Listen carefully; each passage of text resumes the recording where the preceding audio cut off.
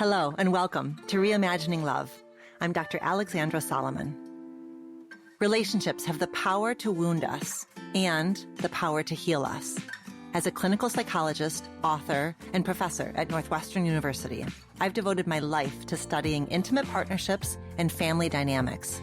On Reimagining Love, I'm here to translate complex clinical topics into tools and takeaways that you can use in your relationships today.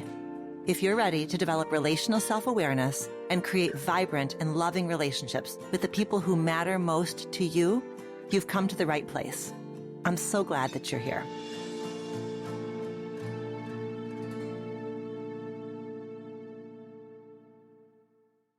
This episode of Reimagining Love is brought to you by Dame Products. Dame is a female-founded brand creating beautiful and groundbreaking products to enhance pleasure.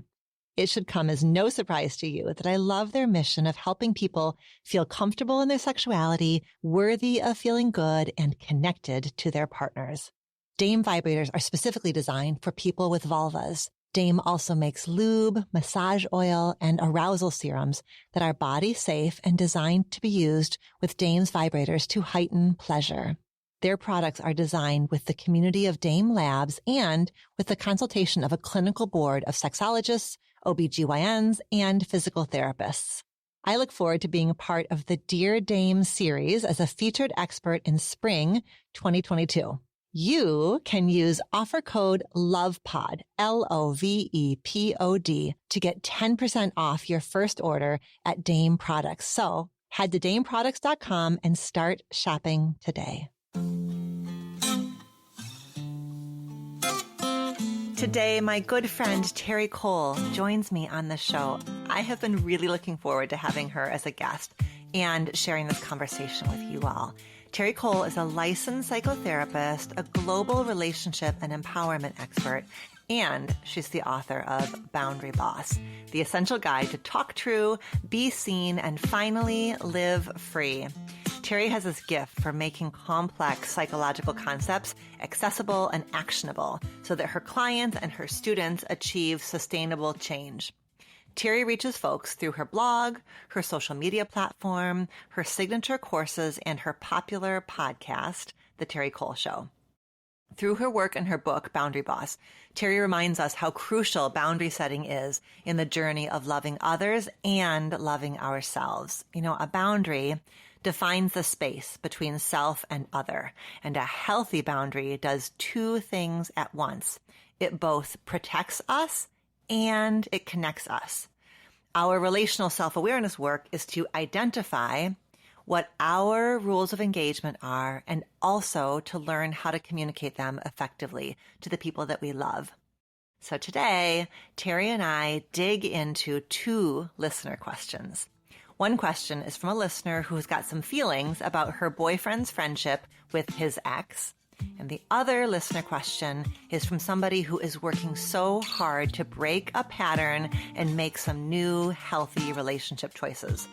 Although these topics are different, both of the questions really do call for boundary work. So who better to advise than Terri Cole herself? I hope that you love hearing and learning from her today.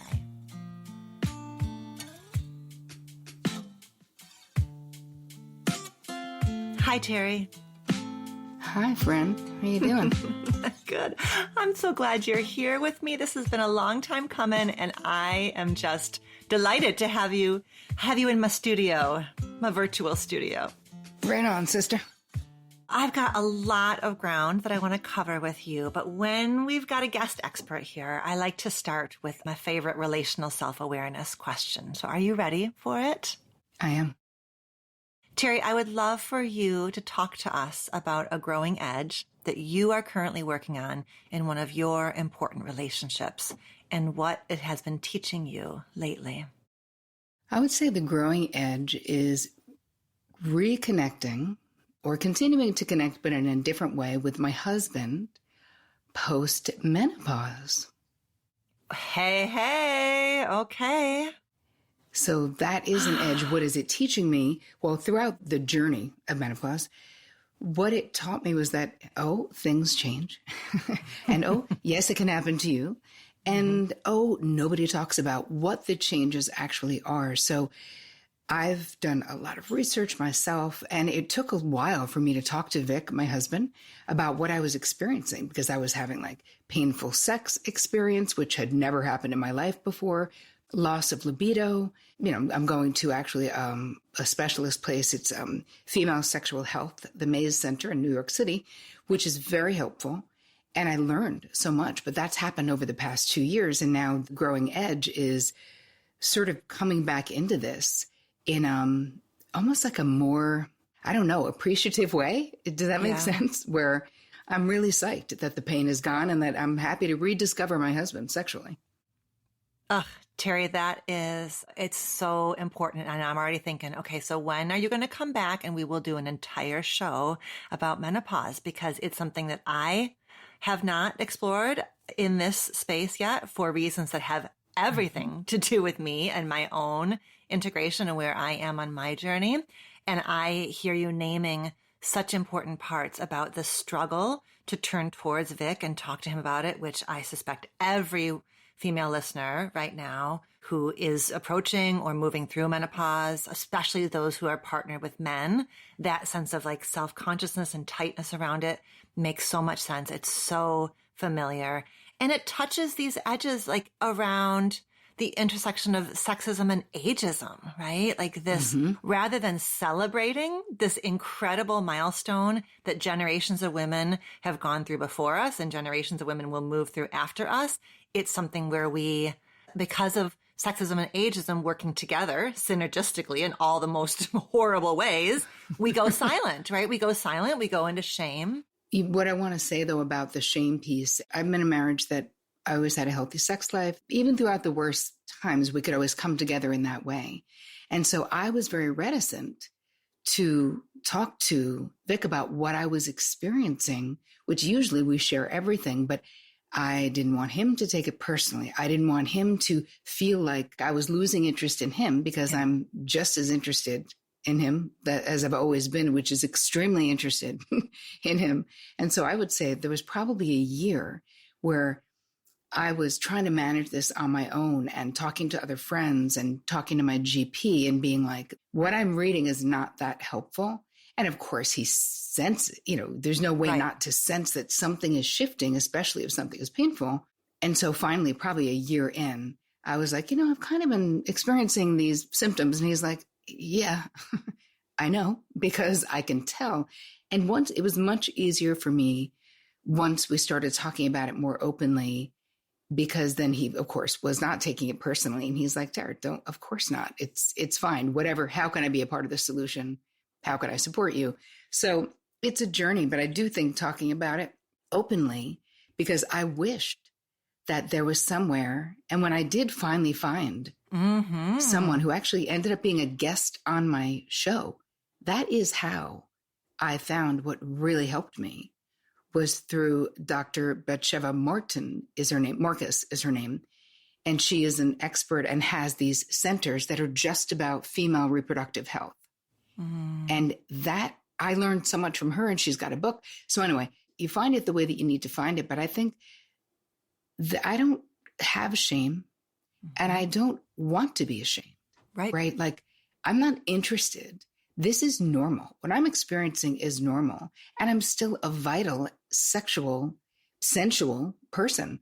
And so I just feel like we need to have a different conversation. So I am totally in to come back and just talk about it from soup to nuts with anyone who wants to talk about it, Alex. Absolutely. I suspect that there are ways in which silence and kind of toughing it out around menopause is an extension of what the research shows around female sexuality throughout our lives. There's not just an orgasm gap that we see in the literature, but a pain gap, right? Women are far more likely at any point in their development to persist through painful sex for all kinds of reasons that have to do with the difficulties really empowering us to feel fully authorized and entitled to pleasure, right? So if that's the kind of framework that we go into menopause with, it makes sense that we are at risk of kind of overriding and not honoring and pivoting around the ways in which, as you're saying, it's not menopause is not a loss of sexuality. It's a reimagining of sexuality and an opportunity to stand differently and move differently with senses and bodies and emotions. But we can't get there until and unless we say it out loud, bring in the resources that we need and deserve. Absolutely. It also brings in, and we'll be talking about this, I know, later in the show, what I would call high functioning codependency. Right? That there is an aspect of that, if you are very high functioning, to be in a situation where you can't source the answer to the problem, and the problem involves the most important person, at least for me, in my life, where normally, I never throw in the white flag, probably even when I should. So there's something about wanting the other person to still be prioritizing the pleasure, the experience of the other person.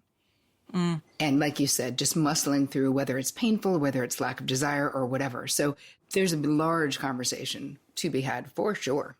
Yep. Okay.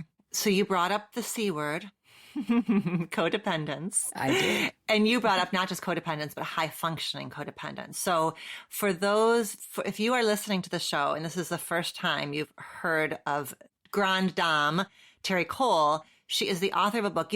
This episode is coming out basically on the 1-year anniversary of Boundary Boss. This is your book that it came out a year ago, Boundary Boss, the essential guide to talk true, be seen, and finally live free. And this book has been in our world for a year now, and it is continuing to do so, so well and landing for people, affecting people around the world. So why? Why is this book landing so deeply? It's interesting. It's such a universal experience for people who've been raised as women. And I'm not saying that men cannot be codependent. Of course they can. But the way that I talk about it and the way that I teach it and the way that I write about it, like we were raised and praised for being self-abandoning codependents. If you were raised in any kind of a culture that's like, be a good girl, turn that frown around, don't make waves, don't be a troublemaker. That's not ladylike, right? Nobody's really encouraging you, especially when I was growing up. It was like niceness was like literally the highest virtue, that as long as people perceived you as being nice, and being perceived as being nice was definitely not nearly as important as actually being nice. It was like what it looked like. So the fact that we are prioritizing the needs, wants, desires of other people above our own, sort of naturally, many people, women in particular, it makes total sense. So why I think the book is resonating so hardcore is that it doesn't matter where you live. I've taught this material to people in 192 countries. Not once did anyone say, oh my gosh, I totally learned how to be a boundary boss growing up and in school and at home. Everyone is like, wow, this is all news. Wait, what? I have a choice? So I think that there's a universal experience that we have, but we're also at a tipping point of really being ready to give up those roles and really questioning the nobility of self-sacrificing. How long and how much can you, quote unquote, take one for the team and still be who you're meant to be in the world and still live, a fully embodied and fully expressed life, because they are mutually exclusive. Say that last part again. That's so important. Yep. So there's no way that you can live a fully embodied and fully self-expressed life, like being self-determined, if you continue to have disordered boundaries. You just can't, because those things are mutually exclusive. Boundaries, and we'll talk about my definition of them, because I think that there is still so much confusion, Alexandra. Sure. So many people are like, if I have good boundaries, then I'm saying no all the time. Or they look at people who have a reputation for being like mean or bitchy, and they're like, oh, she's a boundary boss. I'm like, no, she's not. She's a boundary bully, and they're not the same thing. So The name of the book is Boundary Boss because it means you're masterful at communication, making a simple request, letting people know your limits. You know, Alex, this all came from my life experience of being a boundary disaster and then going into years and years and years of therapy. Leaving entertainment, I'd been a talent agent for years, you know, negotiating contracts for supermodels, celebrities. I got out of that business because I was so blown away at how therapy allowed me and empowered me to change my life. So much so that at the height of that career, running a talent agency in New York that was bicoastal, I literally left that career and went to grad school, much to the chagrin of my father and lots of other people who were like, why? You have the coolest job. You know supermodels. And when my father said, why? I just want to know why. And I said, because I'm not happy, Dad. And he's like, that sounds weird. I was like, well, that's okay. I can value happiness and I don't need anything from you to do this. But I would love your support, which eventually he came around to supporting. But for me, becoming a psychotherapist, because I really was doing that in my other job, right? I didn't care about the Pantene deal. I couldn't wait to get someone into an eating disorder clinic. You know what I mean? Like my whole thing was referring people to therapy.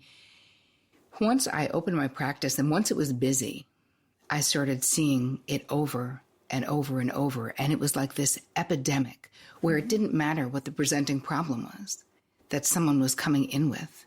I could follow those dots backwards to the fact that they were not managing it well, or that they were in pain about it because they did not have this essential skill set of boundaries.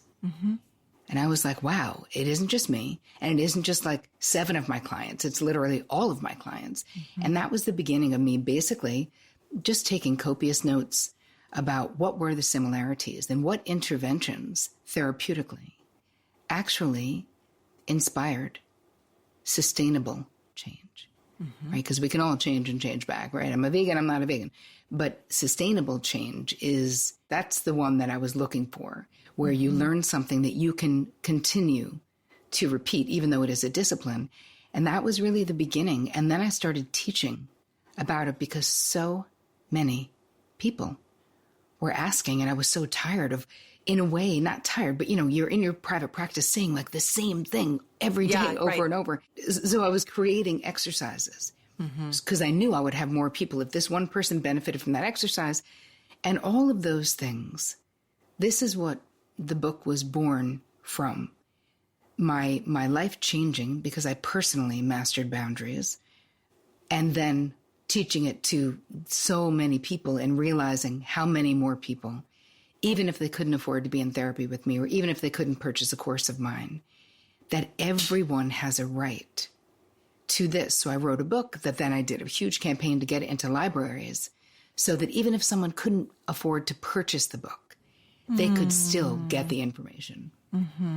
The word, when I think about you and I think about my relationship with you, the word that I come back to again and again is generosity. You are immensely generous. And that story of being so passionate about getting the book into libraries shows that. Your dedication to your podcast shows that. And the times when I have turned to you and said, hey, Terri, this is what I'm going to launch a podcast, like, you know, talk us through. And you are immensely generous with your wisdom that, and I hear, you know, in this conversation, I'm hearing how grateful you are for the therapeutic care that you received, you know, in your life that actually led you to change your entire course of your career and then really like hone your own journey, your own pain, your own struggle and transformation into something that others can also benefit from.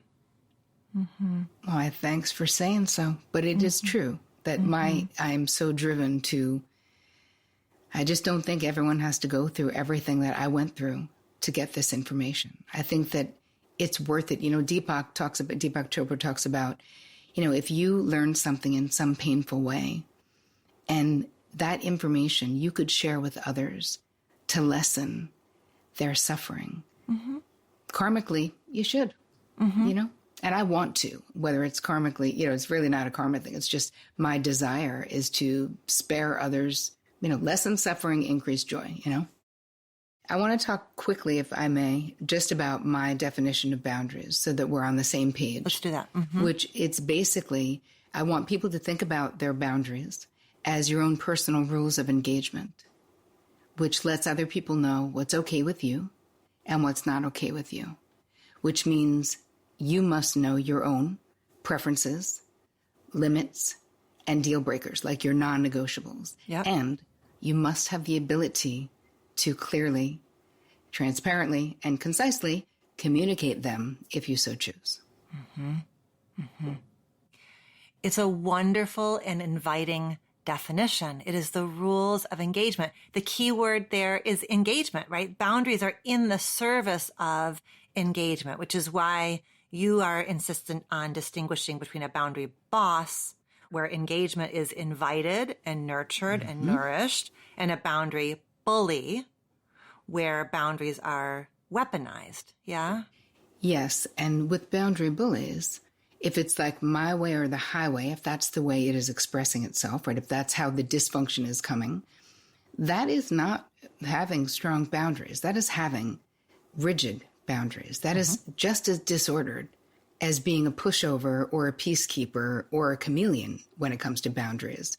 I have a quiz, a free quiz. It's 13 questions that people can take, and it'll give you your archetype.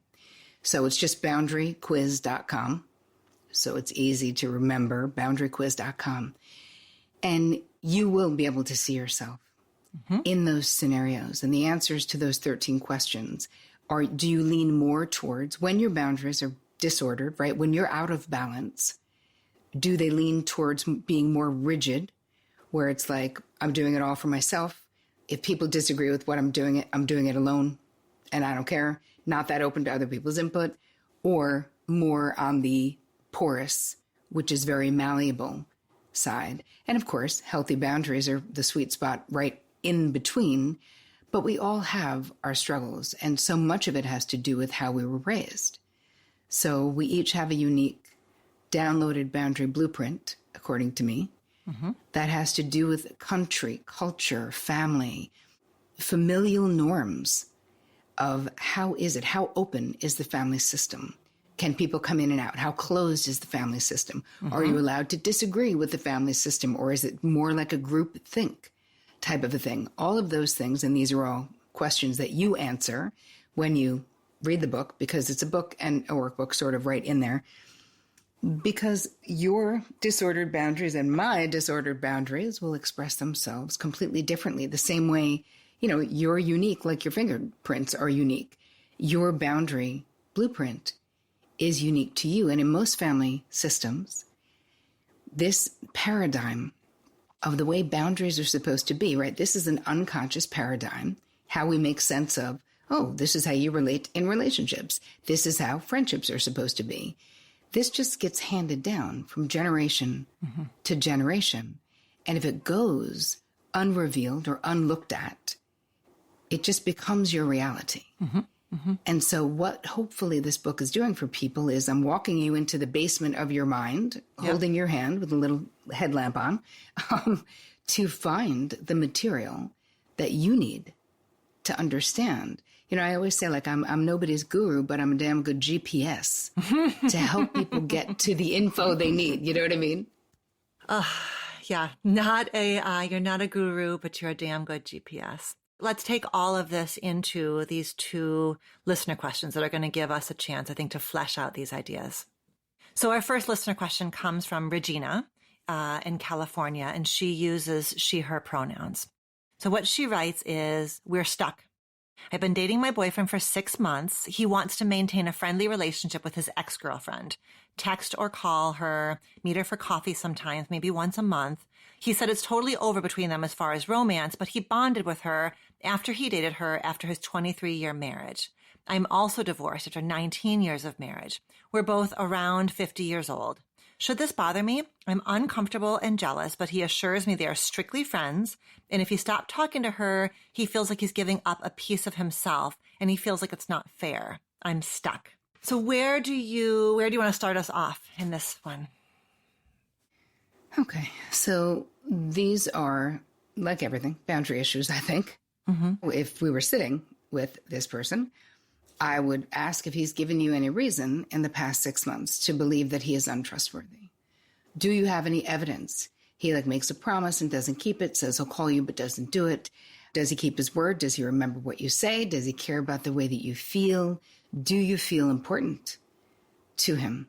Because those answers would help me be able to make the distinction between, is your boyfriend acting sketchy? Mm-hmm. Or is what's happening for you really based on you? And another question I would have is, do you have a history of betrayal that might be influencing the way that you are relating to him about his ex? I mean, my stand on you being uncomfortable, right? You can make the boundary request, and you did. And he feels that he'll be losing something, and he wants you to trust him. This is what it sounds like. Mm-hmm. I have another question about this. How would you feel if he brought you into the friendship? What if the three of you went to lunch at some point? Right. Sure. Would that make you feel any different about it? So I feel like there's multiple ways of going. I definitely cannot tell you if it should or should not bother you. Right. What you're telling us is that it already is bothering you. Mm-hmm. So the inquiry and the investigation is into why. Before you can make what I think would be a clear decision based on data, you need to understand why you're feeling, how you're feeling. Yeah. What you're doing in this answer so far, and in your reflection so far, is you're refusing, and I think that we both ought to refuse to kind of come down on the side of she's right, this friendship should end, or he's right, she should chill out, right? And she's bringing this as a concern, and that it's an opportunity for inquiry as you're teasing apart. And some of that inquiry is into herself. What's her history here? And you've named potential prior betrayals. I imagine that, if the two of them are meeting up for lunch and stuff, there's sort of a need for emotional intimacy there. And so I was wondering if for Regina, if in her family of origin, she was kind of highly parentified and she was one of her parents' sort of confidants, then her template is, her love template is, if you love me, I'm your sun and moon. I'm your beginning and end. And so I wonder for her if it feels confusing that this new partner, wants to source himself from multiple places. And if that feels somehow, shameful for her, embarrassing for her, threatening for her. I was wondering also if her first husband, I would be curious if we were sitting here with Regina, I'd want to know about her first husband. Did he potentially source all of his emotional intimacy needs with Regina? And so now this new man feels really confusing. What do you mean you need to go have lunch with somebody who's not me, right? That would feel actually potentially confusing for her. Yep. Agreed. And I love your taking us into some thoughts about him, that, you really want her to be looking at the actual data that she has about him. Is she seeing patterns of either inconsistency, lack of transparency, or ways in which maybe he's got, she's watching him in business getting sort of trampled on or struggling to say no, with his family of origin? Is there some evidence there where she's extrapolating or intuiting, if you have a hard time putting up boundaries here, how the heck are you putting up boundaries in that friendship? So I think questions, inquiry, curiosity, kind of teasing apart what is the origin of this discomfort she's having. Yep. I like it. I'm with you. We're extrapolating a lot, but I was wondering also about this, you brought it up in terms of, would it feel different if the three of them sometimes met up? And I do wonder what her projections and fantasies are about this woman who is her boyfriend's ex-girlfriend, or her data, right? So I was wondering a bit about her, about what is it perhaps either about her, who she actually is, or about her fears about who this woman is that particularly might be activating for her. I was thinking about, what do we want Regina to do? So we've identified that we want Regina to do some self-reflection. The other thing I want Regina to do, if I could have my druthers, the jealousy is perhaps a cover for something that maybe is more challenging to say, which is, holy shit, I love you. I'm so excited about this. It's really thrilling and terrifying to open up again after my own 19-year-long marriage. And so is the jealousy a bit easier for her to talk about versus the sort of, holy shit, I love you and I'm really invested, and that means I'm really scared to lose you? Yep. Yeah, I definitely, that resonates as very possible for me. When you're saying it, I'm like, absolutely. Because it's easier to be jealous than it is to be that vulnerable. Yeah. And she's 6 months in, and so that would be maybe what we'd want her to sit with. Mm-hmm. Okay, Regina, that's what we got for you on that one. So let's move into this one. We're not going to use her name, but she also uses she, her pronouns, and she writes in from Switzerland. And she says, I have been in a relationship for 3 years, and I have left 4 times, the last time at the end of November. I'm coming from a dysfunctional family with an alcoholic father who passed away 2 years ago because he couldn't be helped with alcoholism. As a codependent, I always chose the wrong guys, and with my last partner, I constantly felt confused whether he was actually manipulating, exposing narcissistic traits, and invalidating my emotions. Despite all that, I crave so much love, and as time passes by, I see more of the positives that we had shared. I miss him every day, and I want to reach out. It feels like an addiction that I struggle to control myself, a constant battle. I can also foresee how all the things I left for would still be there if I go back, and I would feel like I'm abandoning myself again. On many levels, I feel like I'm repeating my mom's story because this man has addiction issues and, in my view, consumes too much alcohol, which is one of the reasons why I left. How can I feel more grounded that I'm doing the right thing and just move on from the relationship? Well, I see you. Let's start with that. Yeah. From what you've shared with your family of origin, I think that the more you tend to your original injuries, your childhood experiences that are still, I'd say, charged, some of them, the less compelled you will feel to repeat this pattern. In my experience, we can just talk it out or act it out. So the more you talk it out, the less there'll be a need, because it sounds like you're drawn, almost the way people are in trauma bonded situations where it's like it grabs a hold of you and you're being drawn back in like the vortex. But from what you've written, you know where it's going to go. You know the end of this movie, and it's not great. So I think more self-care, more therapy if you're in therapy, or do more work, adult children of alcoholics, all of the experiences. There's a lot of support groups out there that can help you really look at these childhood experiences, because that's what my experience and my gut says, that this is very much in that process. And we also sometimes have difficulty, quote unquote, doing better than our parents. Ooh. Sometimes there's an unconscious sense of loyalty that if we repeat the mistakes of our, maternal impactor, it's like it's a way to be close to her or not a way to outdo her. And it's almost like if you do better, are you judging them in some way? And all of this is unconscious, but I've seen it over and over again in my therapy practice. So that's just something to think about. Yes. Oh my gosh, you're highlighting so many really important themes here. The first one is that, right, she's not starting from square one here. She's connected a lot of these dots. She's naming the intergenerational legacies that she's bringing in, right? When she says, I'm afraid of playing out my mom's story. Okay, well, that means she already has connected a couple of dots, right? She's got insight about what she has inherited from watching her mom do that. And as you're saying, the more we talk it out, the less we're at risk of acting it out.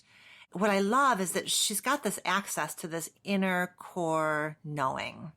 She knows, right? She says, I know that if I go back, I'm abandoning myself. And I think what's so difficult when you grow up in a family of addiction is we have that inner core knowing, but when the system is addicted, we second guess and we're like, well, reality must not be what it is because people aren't looking how they looked a few hours ago and we aren't talking about what's really going on here.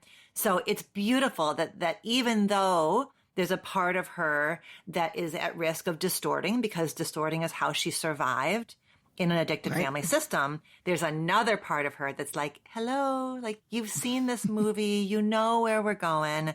We can spend months and years in therapy just helping people find that inner knowing, that felt sense. And so she's really so far along in this process. Absolutely. And when you think about it, it's not just like, I'm pondering what's happening. Think about the energy, time, effort, and bandwidth it takes to leave a relationship 4 times. Mm-hmm.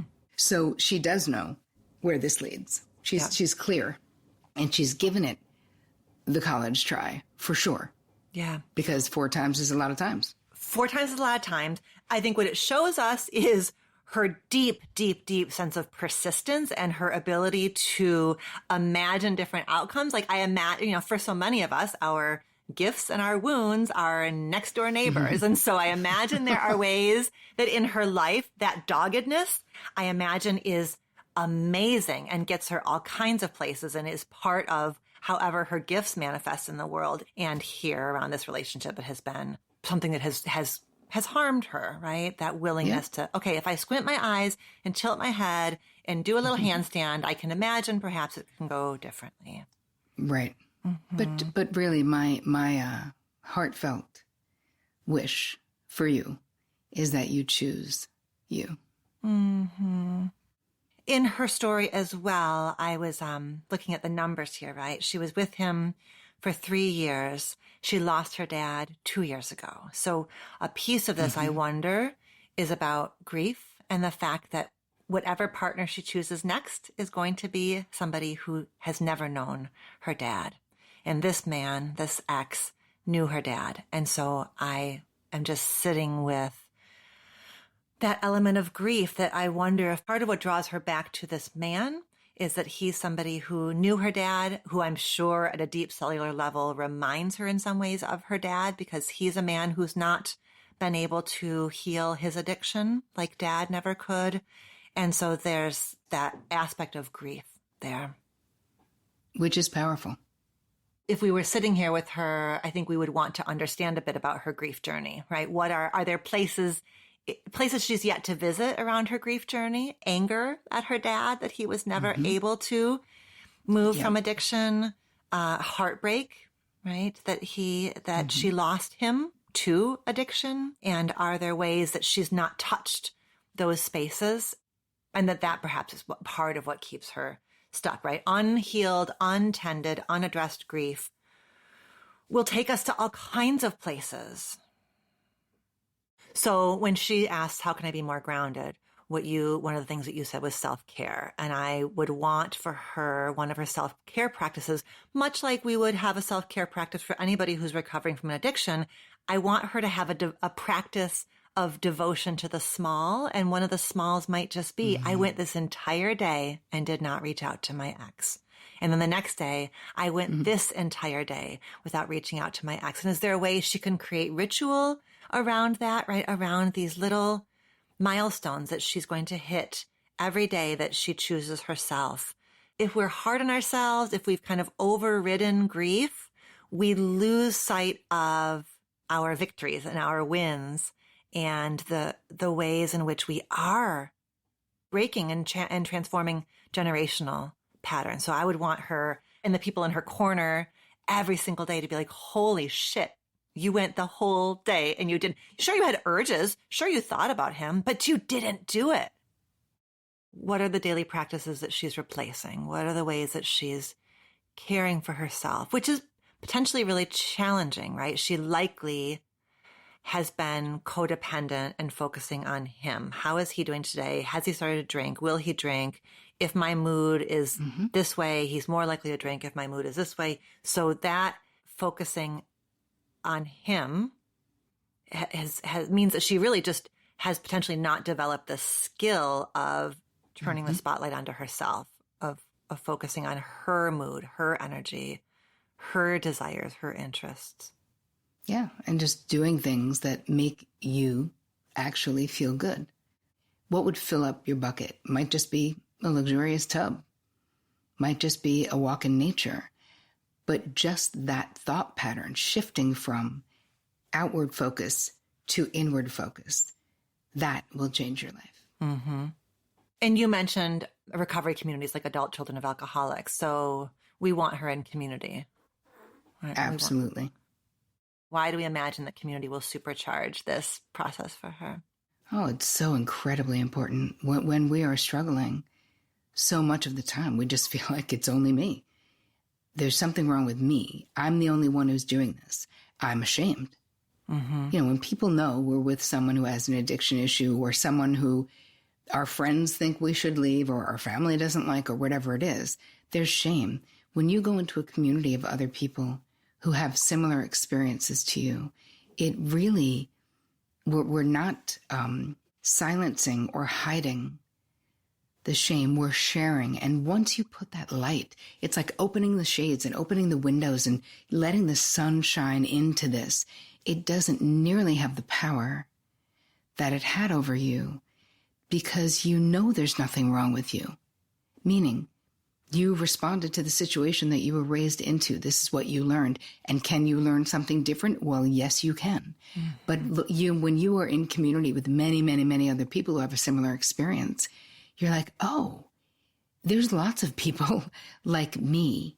And it's just, we all have our cross to bear, whether it's an addicted family system, whether it's difficulty, whether it's abuse, whether it's too high of expectations, whether it's being controlled with money. I mean, there's a million dysfunctional ways that families interact. And our families of origin, I hate to say it's like going back to the scene of the crime, as I like to say, but it kind of is. You know, we've all gotten something from it. But when you find your crew of like-minded folks, it is so liberating.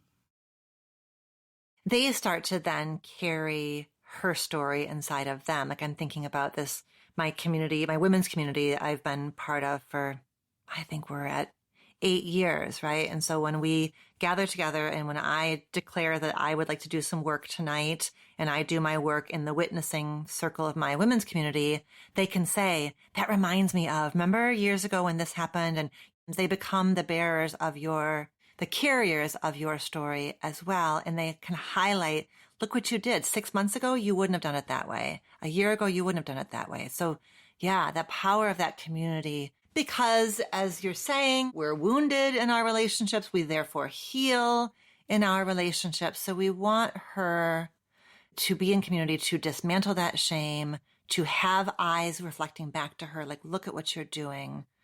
Mm-hmm. It's so important. I mean, this is the subtitle of the book for a reason. The Essential Guide to Talk True, Be Seen. Be seen. And finally, live free. Be seen. Because being seen is so important in life. And when we are not telling the truth about how we feel, when we are not sharing authentically what is going on with us, we are not only not being seen, we are being seen inaccurately. Like we are literally being misseen, if that is such a thing. So it's so painful. Creates so much existential loneliness to be the erection of this false self that can be so grand with all the lights and all the stuff, where really the true self is behind there, but it's not satisfying, right? It's not satisfying. And eventually we really need to be seen. We really do. You will find a way to be seen. So if you find your community, it is exactly what's done, just like you were talking about with your women's circle. Yeah, she gets to show up as messy and struggling and all of it, or successful. Because, I really do want us to go back to what you were talking about the invisible legacies with this example, because that is something that gets missed. She writes it. She says, I'm living my mom's story. And so what you were introducing is family therapist Ivan Bogermani Naj, right? That was his invisible loyalties, this idea that it is really, really threatening to go someplace that our parents weren't able to go, to live more freely than our parents were able to live. And so when we reach that outer edge and we start to get closer to breaking through something that we've not seen anyone in our family break through, we can self-sabotage because it's really scary and we don't even know that we're doing it. And it's important to acknowledge because I think we miss it. We miss it. We just see ourselves blowing something up, but we don't know why, right? Yeah. I created the secondary gain questions. Of course, secondary gain is a concept in the work that we do. But I have this little tool that people can use. If you find yourself blowing something up and being like, what the hell, why? Or really, if you find yourself stuck, staying stuck in a situation, it could be self-sabotaging behavior. I say, I'm not going to drink during the week, but then I keep drinking during the week. I had a client who during the pandemic was like, okay, I want you to hold me accountable. I want to stop drinking during the week. I'm going to do it. And then 3 weeks in a row, she only made it Monday night. And by Tuesday night, she drank and she was having all this guilt and all this shame. And when we finally talked on the next week, I was like, listen, let's talk about, because you are an incredibly capable person. And she did not have a history of real addiction. Like, I had not seen it before. And I said to her, let's just ask the secondary gain questions and let's see what's revealed. What do you get to not face, not feel, or not experience by continuing to drink during the week? And she immediately said, I get to not face the state of my marriage. Well, we should be talking about the state of your marriage instead of your shame around not being able to not drink on Tuesday. That's right. Right. It was this distraction pain taking us away from the actual thing. So I also feel like our person in Switzerland, you can ask yourself, what do I get to not face, not feel, not experience by going back to this person? Sure. And maybe it's not being vulnerable to others. Maybe it's not having to try to have a relationship that you don't feel like you have the skills to have with someone else. This is familiar. So it's like the devil you do know. So there's lots that will help you in the inquiry, I think. That's right. Oh, all right. Well, I'm going to move us towards wrapping up, but I want to thank Regina in California and the Reimagining Love listener in Switzerland for writing these questions that are so thoughtful and so exactly in your wheelhouse, Terri. They were really rich to talk through with you. I loved our back and forth, and I feel really confident that both Regina and the woman in Switzerland are going to have some new tools and some new perspectives to bring to these situations. Right on. Okay, so you are a treasure trove of additional resources. I imagine that I suspect a lot of folks here already know you, and this conversation is just like a reminder of why they love you and turn to you and trust you. For folks who are new, we will certainly link Boundary Boss in the show notes. We will link the Boundaries quiz in the show notes. What's the best sort of learning pathway for people who are perhaps beginning their journey with you? Well, I think before you do the learning thing, do take the quiz at boundaryquiz.com, because that will help you get a baseline of where you are when it comes to boundaries and communication. So that's one thing. But terricole.com, just go to my website. And I am a treasure trove of free material, that is for sure. So it's sort of broken down on the website to help you if you're involved with a narcissist. Watch these. If you're, need boundaries, if it's this. So there's a whole bunch of categories that you can find. I hang out mostly like you on Instagram. Mm-hmm. So it's just at Terri Cole. I have a podcast that you have been on my podcast before. Mm-hmm. It's the Terri Cole Show that I've had for 7 years. So there is many episodes of that out there, just anywhere you get your podcast. And I also have a YouTube channel. And it's Real Love Revolution with Terri Cole. But if you just search my name on YouTube, you'll find it with, I probably have 400 videos and all kinds of exercises that go with each video. So, if you really want to get on this healing path in a different way, and you definitely do, because you wouldn't be listening to this podcast if you didn't, there's such an array of things. And if you do get the book, you can go to boundarybossbook.com. And there's still all of the bonuses. I think you're supposed to stop giving them at some point. And I was like, that's not really on brand for me. Exactly. This was so fun, Alex. Thank you so much for having me. I appreciate you. I'm so glad that you were here. Thank you so much. Thank you.